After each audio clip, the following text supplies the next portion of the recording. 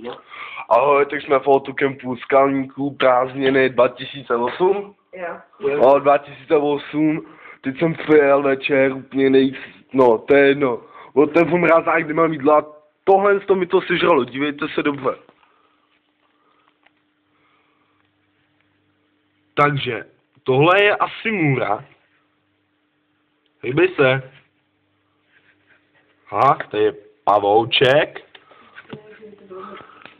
Pavoučku, pojď sem.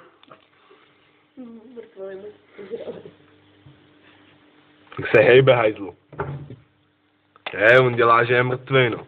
Ale jinak tohle máme v mrazáku, v autokempu u Skalníků ve Stráži nad Nežárkou, hele, jak ten pavouček hejbe.